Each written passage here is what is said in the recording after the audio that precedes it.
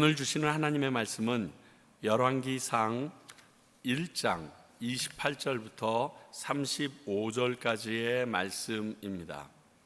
열왕기상 1장 28절부터 35절까지의 말씀입니다. 우리 모두 함께 자리에서 일어나서 하나님의 말씀 받도록 합니다. 하나님의 말씀 들으시기 바랍니다. 다윗 왕이 명령하여 이르되 밧세바를 내 앞으로 부르라 하매 그가 왕 앞으로 들어가서 그 앞에 서는지라. 왕이 이르되 내 생명을 모든 환난에서 구하신 여호와께서 살아계심을 두고 맹세하노라.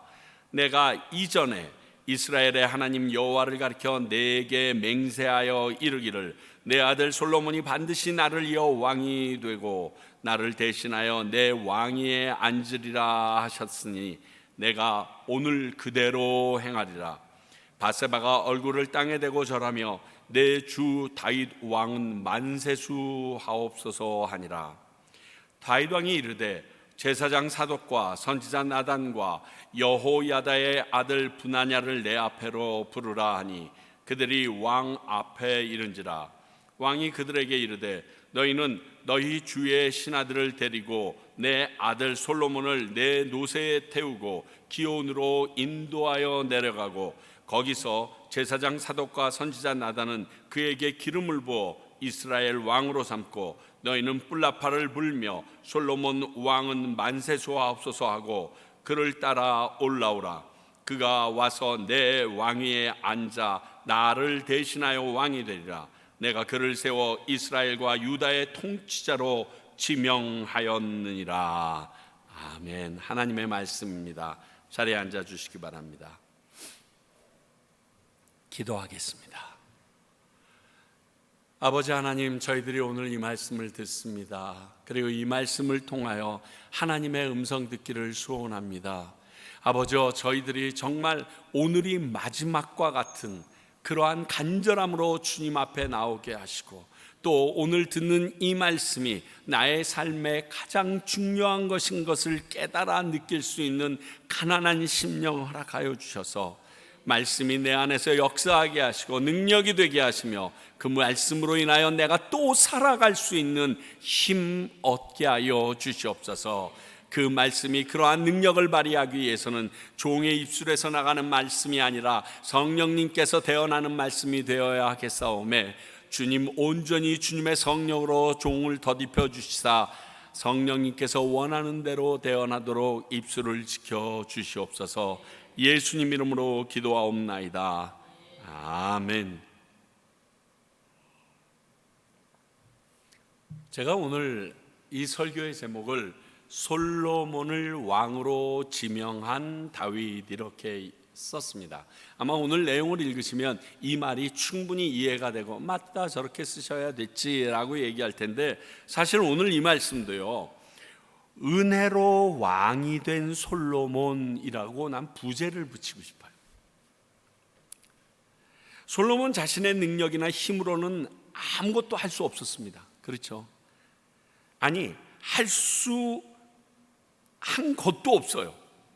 하나님의 뜻을 바로 세우고자 했던 나단 선지자에 의하여 이전에 하나님이 약속하신 일들이 이루어진 것일 뿐입니다. 이게 팩트예요. 이렇게 격변하는, 그것도 과거의 이스라엘 왕의 왕위 된 쟁탈전이 지금을 사는 우리들에게 어떤 의미가 있을까요? 또 더욱이 이 말씀을 통해서 우리에게 주시는 하나님의 음성이 무엇인가 오늘 함께 찾아보도록 하겠습니다. 먼저 오늘 말씀을 통해서 우리에게 보여주시는 것은 하나님의 약속, 즉 하나님의 말씀은 반드시 이루어진다는 사실을 또 확인시켜 주고 있습니다.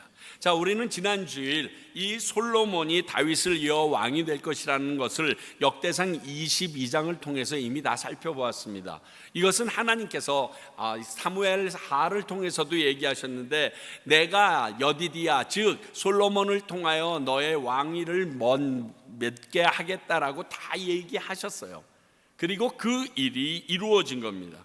근데 이전까지의 내용을 보면 현실은 그의 형인 아도니아에게 기운 듯한 형국으로 지금 막 진행되고 있었습니다. 오늘 말씀에서 그 결정권을 가진, 즉 다음 차기 왕의 지명권을 가진 다윗의 선포에 의하여 하나님이 약속하셨던 대로 솔로몬이 왕이 되는 모습이었으니까 하나님의 약속, 언약은 반드시 이루어진다라고 보는 것이 맞습니다. 자, 그렇게 된다라면 우리가 해야 될 일이 있습니다. 하나님의 말씀을 알아야 됩니다. 그리고 그 하나님의 말씀을 믿어야 됩니다.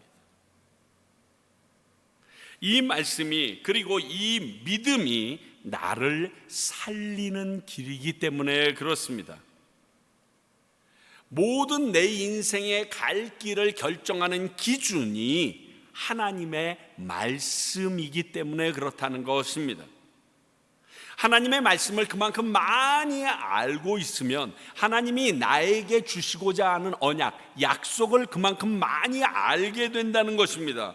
그러므로 그 알게 된 말씀, 언약, 약속이 나에게 그만큼 더 많이 이루어질 것을 기대하며 살아갈 수 있는 사람이 되는 겁니다.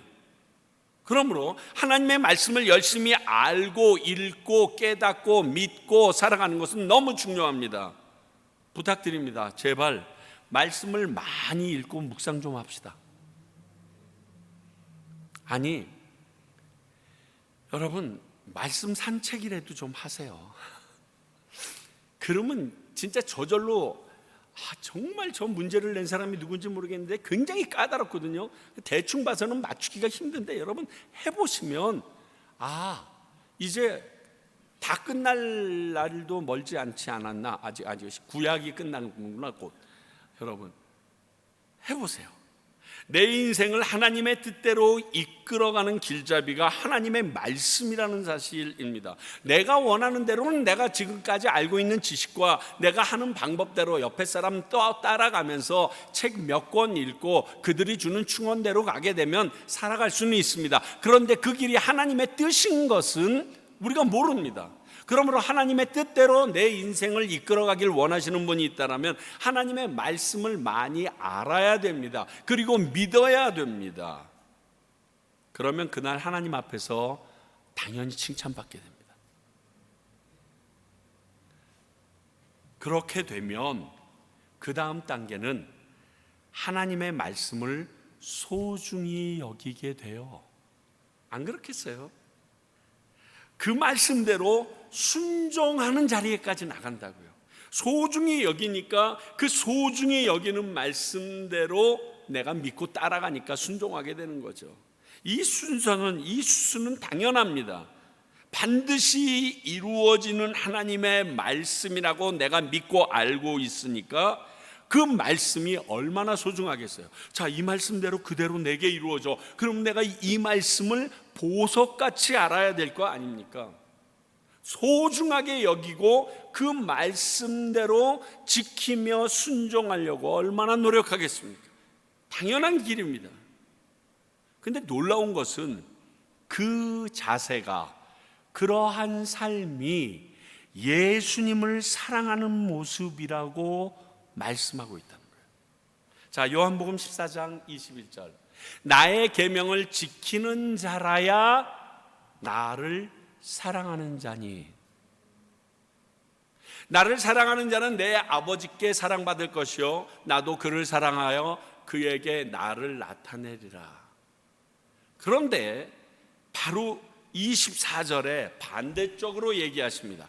나를 사랑하지 아니하는 자는 내 말을 지키지 아니하니니. 여러분,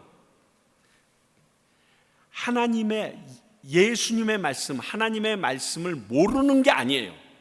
뭐라고 쓰여 있어요? 내 말을 지키지 아니한다. 알아요.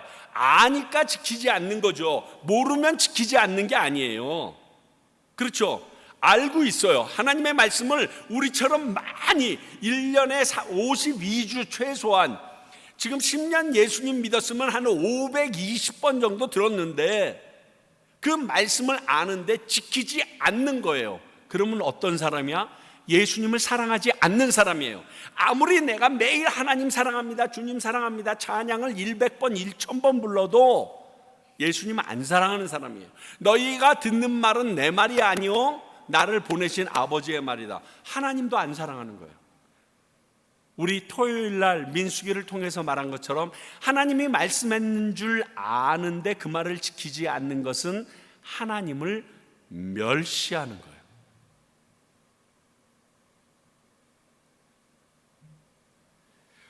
우리가 하나님을 사랑한다고 엄청나게 많은 찬양도 부릅니다. 그런데 주님을 사랑하는 자는 말씀대로 순종하며 살아가는 자라고 분명히 예수님은 말씀했습니다.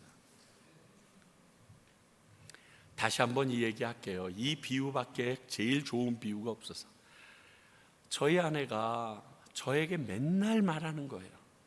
나 사랑한다라고 말로만 하지 말고 좀 보여줘봐. 청소를 하든지 설거지를 하든지 어느 날 밥이라도 한번 좀 차려줘봐. 근데 전 진짜 사랑하거든요. 근데 참 안 차려요. 청소는 가끔 해요. 아내가 너무 힘들어하니까. 설거지는 내 거라고 생각하고 하기 시작한 지가 1년도 안 됐어요. 근데 제가 안 사랑하는 건 아닌데, 근데 아내의 어렵고 힘들고 안쓰러운 모습을 보면 내가 힘들어도 그 일을 하게 되더라고요. 반대로 아내는 나를 위해서 그렇게 하겠죠. 그래서 그 말씀이 되게 무서워요. 맨날 입으로는 얘기하는데 오늘 주님이 똑같은 얘기합니다. 나 사랑한다고? 사랑하는 거면 내 말 좀 들어.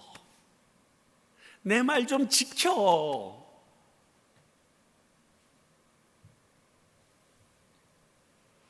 과연 나는 예수님을 얼마나 사랑하는 사람일까요? 스스로 자신의 실체를 좀 보십시오.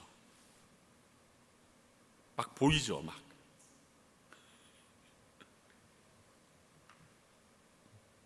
그렇습니다. 하나님의 언약은 반드시 이루어집니다. 여러분, 이것을 잊지 마시기 바랍니다. 1.1획도 땅에 떨어지지 아니한다라고 말씀하셨습니다. 다 이루어진다는 소리예요. 그래서 믿는 성도들처럼, 이것을 믿는 성도들처럼 살아가야 됩니다. 왜?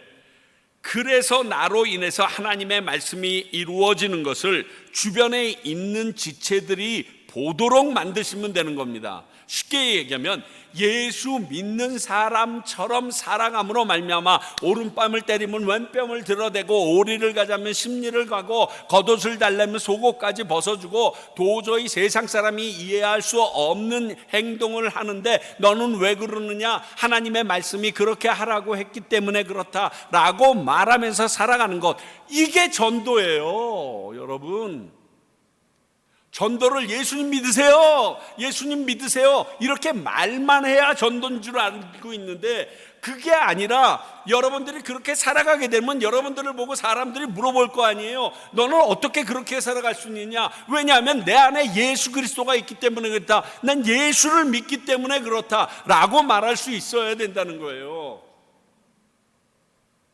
얼마 전에 김동호 목사님이 이런 얘기를 하셨더라고요. 더 이상 사람 보고 예수 믿지 말고 예수님 보고 예수 믿으라는 말 하지 말라고. 여러분들을 보면서 여러분들이 예수 믿는 사람처럼 해서 당신 안에 있는 예수가 궁금하게 만들어야지, 왜 모든 책임을 그 다른 사람에게 다 넘겨버리냐고. 당신 안에 예수가 있으면 당신을 보면 예수님 믿고 싶어진다고. 당신이 교회를 아무리 500년 다녔어도 당신 안에 예수가 없으면 당신 보면서 예수 믿고 싶은 마음이 없다고. 그러니까 사람들은 예수님을 먼저 못 보고 예수 믿는 사람을 본다고. 그거에 대한 책임을 지라고 그러더라고요. 내가 하나님의 말씀대로 살면 사람들이 분명히 질문할 겁니다. 너는 왜 그렇게 살아? 왜 이렇게 바보처럼 어리석게 살아? 세상에 그렇게 살아가지고 어떻게 먹고 살라고?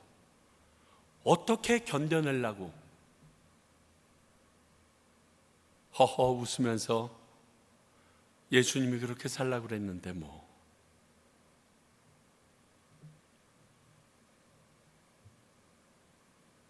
그게 전도예요. 그게 능력이에요. 이것이 하나님의 하나님 되심을 전해주는 최고의 길이에요. 우리 평강교회를 두려워하게 하려면, 우리 평강교회에 하나님이 계심을 느끼게 하려면 이렇게 하면 돼요.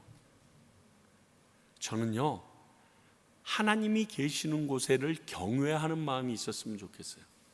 이 세상에 대통령이 있는 대통령궁, 미국의 백악관이든 한국의 이제 청와대가 아니지 용산궁이든 하여간 아무나 못 들어가요. 들어가려면 절차가 엄청 복잡해요. 백악관 예전에는 안에까지 다 들어갔는데 이제는 들어도 못 가게 해요. 겉에서나 대충 보고 나오게 해요. 여러분,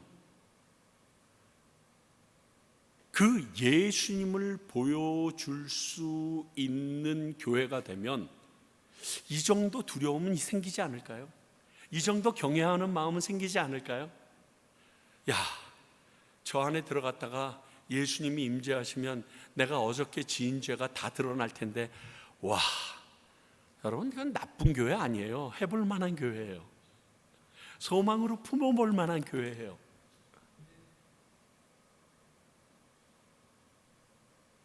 오늘 말씀은, 하나님의 말씀은 반드시 이루어진다는 것을 우리에게 다시금 확인시켜 줍니다.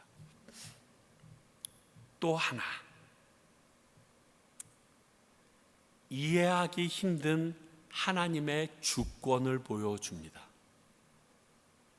지난주에도 나누었지만 솔로몬이 왕이 된다는 것은요, 도덕적으로 봐도 이해가 안 되고요, 당시의 전통적인 법으로 봐도 이해가 안 되고요, 그리고요 신앙의 눈으로, 신앙인의 눈으로 봐도 이해가 안 됩니다. 하나님, 최소한 솔로몬은 왕이 되면 안 되지요 라고 말할 수 있는 세 가지 요소가 다 있습니다. 그런데 하나님께서 왕으로 세우십니다. 자, 첫 번째, 이 솔로몬은요 간음한 여인의 아들입니다. 근데 왕이 됐어요. 알죠? 밧세바예요. 솔로몬에게 가장 큰 아킬레스 건 같은 게 바로 이거예요. 솔로몬은 뭐 태어났으니까 그게 잘못이 아니죠. 그런데 아킬레스 건 같은 거예요. 네 애미가 진짜 남편 우리아를 버리고 다윗과 간음해서 그 다음에 태어난 게 너야, 자식아. 그 형은 죽었어, 마. 이런 얘기거든요. 하나님이 이런 여인의 아들을 다윗의 후계자일 뿐만이 아니라 예수님의 족보 가운데 조상으로 세우셨다. 이름을 올려주셨다. 이해가 안 됩니다, 솔직히. 신앙인으로도 이해가 됩니까, 여러분? 자, 요압이라는 장군이 이 솔로몬이 왕이 될 것이라는 이야기를 들었을 것입니다. 왜? 다윗의 최측근이니까요.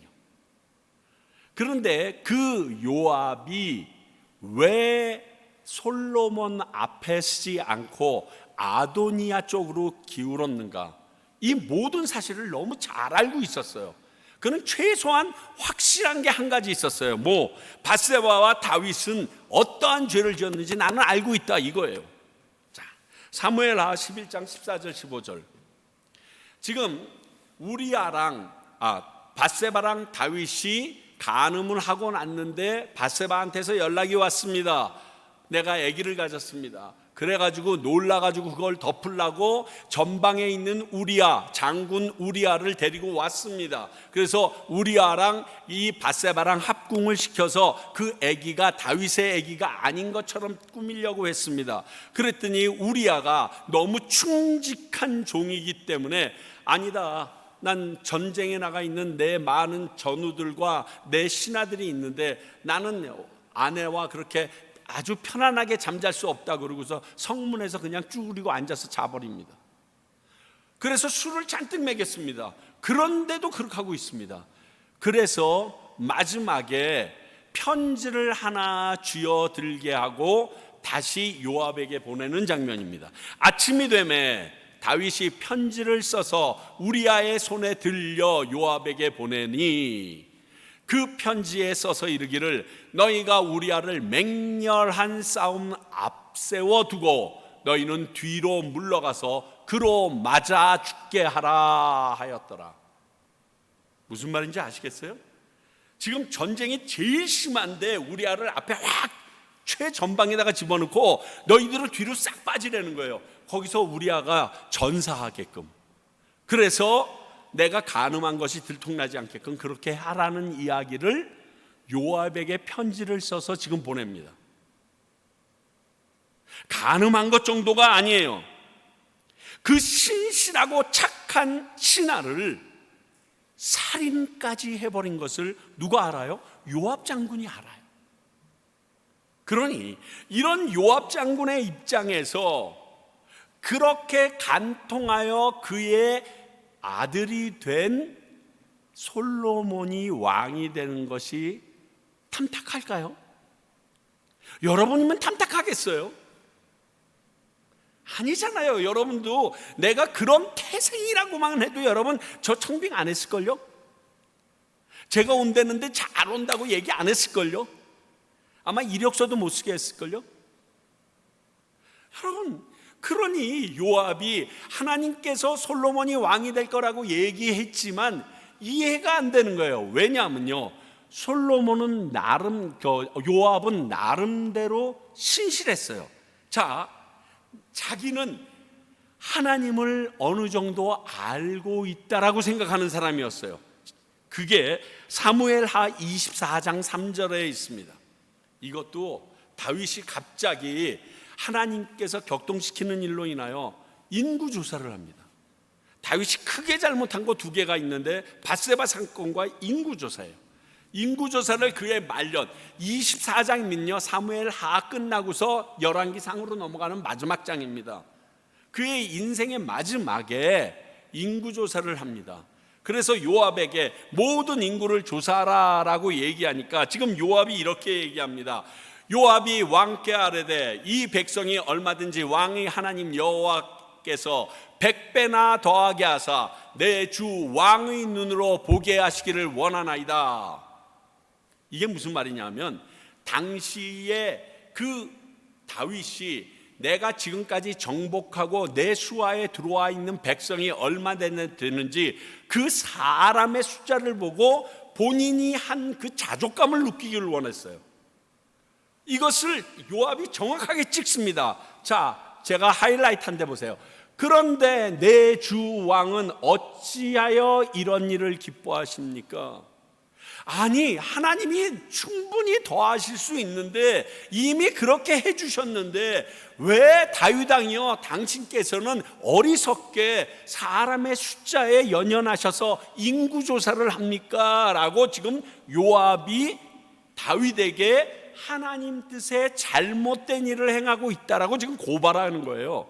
고소하는 거예요. 그런데도 요압은 뭐라고 얘기할까? 다윗은 그대로 하라. 그래서 할 수 없이 요압이 인구조사를 하고 그 인구조사 결과 어마어마한 이스라엘 백성을 잃어버리게 됩니다. 자, 보세요. 이게 사실이었어요. 근데 요압은 스스로 하나님을 안다라고, 어느 정도 안다라고 교만했던 거예요. 이것으로 요압은 도저히 솔로몬이 왕이 된다라고 하나님이 말씀하셨지만 인정할 수 없었던 거예요. 여러분 같아도 이 정도만 되면 충분히 인정하지 않겠어요? 이건 하나님이 실성하셨어. 하나님이 착각하신 거야. 우리가 흔히 책 한 권 읽은 사람이 가장 무섭다고 그러고 이길 수 없다라고 얘기합니다. 딱 그거밖에 모르는 애들. 그래서 애들이랑 싸우면 애들이랑 싸워서 못 이깁니다. 걔네들이 아는 거는 그거 하나밖에 없기 때문에. 그런데 어슴풀에 아는 지식이 하나님의 전부인 것처럼 알아가고 있는 그 인생들, 이런 인생들이 이런 잘못 저지를 때가 많아요. 옛날에 내가 열심히 신앙생활했던 것이 지금까지도 그것으로 절대로 못해요. 그 사람 지옥 갈 수 있어요. 지금의 내 상태가 너무 중요해요. 그래서 수많은 사람들이 초대교회에 배도함으로 인하여 히브리서도 짓고요, 로마서도 짓고요, 사도 바울이 가는 곳마다 너희들이 정신 차려라, 거짓 교사에게 속지 말아라, 배도한 일을 하지 말라, 끊임없이 얘기하잖아요. 옛날에 아무리 어떠한 일을 했어도요, 지금 나의 삶으로 하나님께서 나를 심판하세요. 물론 지금 내 삶이 아름답고 좋다라면 옛날 일이 플러스가 되지만, 옛날 일에 취해서 지금을 살아가고 있는 잘못되는 사람이라면 옛날 일로 인하여 난 넘어지는 존재가 돼요. 이런 것들을 몰라요. 또 하나님을 알기 위해서는 호세아는 힘써 알라고 그랬어요. 그냥이 아니라 여호와를 알자, 힘써 여호와를 알자, 이렇게 강조합니다. 왜? 여호와를 아무리 우리가 힘써 알아도 알 수가 없다는 거예요. 이 말은 우리 알잖아요. 이사야에서 뭐라고 그래요? 우리가 아무리 알려고 해도 하나님이 가지고 있는 생각의 높이와 깊이와 넓이와 알 수가 없다. 그런데 요압은 하나님이 말씀했지만 상관없이 내가 알 수 있다고 착각하고 지금 아도니아 쪽으로 붙었어요. 충분히 이해가 돼요. 솔로몬을 통해서 하나님께서 이 땅을 살아가는 인생들에게 알려주시려고 했던 뜻을 마음속 깊이 헤아리지 못했던 겁니다. 어찌되었든 하나님은 이런 간음하고 남편의 죽임에 일조했던 여인에 대해서 난 솔로몬을 왕으로 세우십니다. 거기다가 지난주일도 나눴지만 10번째 왕자를 왕으로 세웠습니다. 당시 관습에 따르면 왕이 계승 다음 순번이면 4번째 왕인 아도니아에 대해서 성경은 용모가 심히 준수한 자라 이렇게 써 있어요. 요 말은 왜 썼는지 모르겠어. 심히. 그러니까 누가 봐도 아이고 제가 좀 왕 됐으면 좋겠네 이거야. 그런 아도니아를 제쳐두고 솔로몬이 이러한 흠집이 있는데, 이 부분은 지난주에도 어느 정도 나눴기 때문에 넘어갑니다. 하나님은 세상의 방법과 다르다는 것을 성경은 줄곧 우리에게 보여주고 있다는 사실입니다. 하나님에게는 하나님의 법이 있어요. 내 법을 하나님의 법에 끼워 맞추려고 하지 마십시오. 안 맞아요. 오늘 솔로몬은 그 하나님의 법에 의해서 다윗이 왕위를 계승하게 됩니다. 그러면 이게 무슨 말일까요? 솔로몬은요, 은혜의 상징이에요. 이걸 얘기하고 싶으셨어요. 이런 솔로몬은요, 나단 선지자를 통해서 여디디아라는 이름을 받는데, 이 여디디아라는 이름의 뜻은 여호와께 사랑을 입은 자라는 뜻이에요. 가늠한 여인의 아들인데 이해할 수 없습니다. 근데 요거를 쫙 시각을 돌립시다. 이 솔로몬의 모습이 곧 우리의 모습이에요. 내 모습이에요. 한마디로 하나님의 주권은요, 은혜, 이 단어로 해결이 됩니다. 하나님의 주권은요, 다른 걸로 아무리 노력해도 알 수가 없어요. 아까 우리 하나님의 은혜로 있을 데 없는 자 부르면서 뭐라고 그랬어요? 왜 내가 예수 믿게 하는지 알 수 없다고 고백했잖아요. 하나님의 주권은 하나님이 거저 주시는 은혜의 산물인 것입니다. 이게 하나님이십니다. 우리는 이 하나님을 알고 믿어야 합니다. 그래서 이 쓸데없는 자라느니 이 벌레 같은 날 위에 외주가 한량없는 은혜, 갚을 길 없는 은혜. 왜 그 얘기를 하냐면요, 내가 나를 알아서 그래요. 내가 내 꼬락서니를 보니까 이해가 안 되는 거예요. 이 가사들은 당연한 이유가 이것입니다. 거저 주시는 하나님의 사랑이고 은혜로 지금 이 자리에 우리가 있기 때문입니다. 솔로몬이 왕이 된 것을 이해하시려면 먼저 내가 어떻게 하나님의 자녀가 됐는지를 이해하셔야 돼요. 예수를 내가 구주로 어떻게 믿게 되었는지를, 그것을 푸시면 가능해집니다. 여러분들이 사랑하는 사람들을, 여러분들이 가장 원하는 영혼들을 위하여 지금 오랫동안 기도해 오고 계실 거예요. 그것 하나님의 은혜로 풀려요. 하나님이 은혜로 해결해 주세요. 그렇기 때문에 은혜는 우리가 예상하고 있을 때 주어지는 게 아니라 예상하지 못하고 있을 때 거저 주는 선물이에요. 그러므로 지금쯤이면 될 거라 예상할 수가 없어요. 이게 은혜의 특징이에요. 이게 하나님의 방법이고 하나님의 시간이에요. 그게 솔로몬이었어요. 그리고 그게 나예요. 우리예요. 오직 하나, 은혜입니다. 참 우리 팬데믹 끝나고 나서 엄청 많이 불렀죠. 이 은혜라는 찬양. 지나고 나니까 가사가 막 뼈에 와서 닿는 거예요. 재작년인가 한국 나갔더니 정미자매님이 CBS에서 방송을 하는데 보여주는 거예요. 오라버니 일로 와보라고. 지금 한국 사람들이 제일 많이 듣고자 방송국에 요청하는 곡이 뭔지, 은혜라는 곡과 2등 되는 곡과의 차이가 너무 많이 나는 거예요. 그때가 코로나 막 끝나자마자였거든요.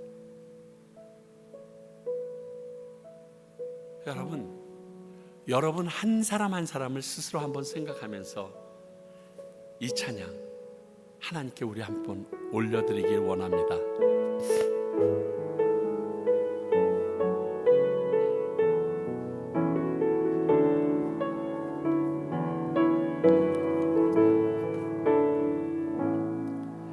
내가 누려왔던 모든 것들이, 내가 지나왔던 모든 시간이, 내가 걸어왔던 모든 순간이 당연한 것 아니라 은혜였소. 아침 해가 뜨고 저녁에 노을, 봄의 꽃향기와 가을의 열매, 변하는 계절의 모든 순간이 당연한 것 아니라 은혜였소. 모든 것이 은혜,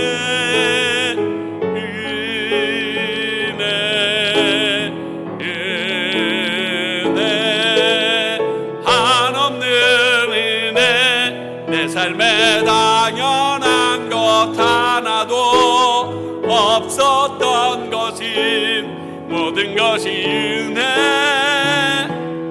은혜였소. 내가 이 땅에 태어나 사는 것, 어린아이 시절과 지금까지 숨을 쉬며 살며 꿈을 꾸는 삶, 당연한 것 아니라 은혜여서 내가 하나님의 자녀로 살며 오늘 찬양하고 예배하는 삶, 복음을 전할 수 있는 축복이 당연한 것 아닌 은혜여서 모든 것이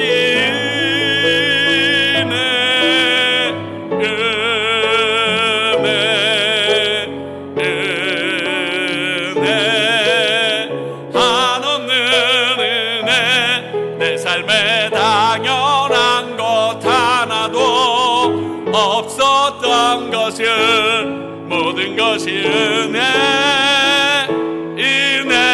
우리 같이 한번 기도합니다. 하나님, 당신의 은혜임을 선포합니다. 당신의 은혜임을 내가 믿습니다. 그 은혜의 삶을 살게 해달라고, 내 옆에 있는 자들도 하나님의 이 은혜를 받게 해달라고 기도하며 나아갑니다. 아버지여, 주님의 은혜를 내게 허락하셨사오매 내가 함부로 얘기할 수 없는 것임을 고백합니다. 그리고 하나님의 은혜로 이 모든 것이 이루어진 것을 내가 믿사오니 아버지여, 나에게 그 하나님의 은혜를 맛보아 알게 하시며 알지 못하는 자들을 위하여 내가 기다려줄 수 있게 하시고 그들에게도 하루속히 하나님의 은혜가 임하기를 간절히 소원하옵나니, 은혜의 산물인 우리가 교만하지 말게 하시고 낮아지게 하시며 하나님의 은혜를 매일매일 사모하며 살아가게 하여 주시옵소서. 그 은혜가 없으면 내가 죽습니다. 살 수 없습니다. 주님, 그 은혜로 나를 채우시고 나를 새롭게 하시며 내가 다른 사람을 인정하고 나아가도록 도와주시옵소서.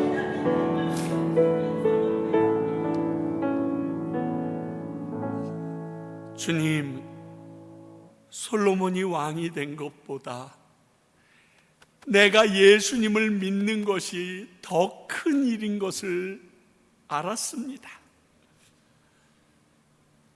가늠한 여인의 딸이 왕이 된 그 사실보다 죄인 중에 괴수였던 내가 하나님의 자녀로 부름받은 것임을 알았습니다.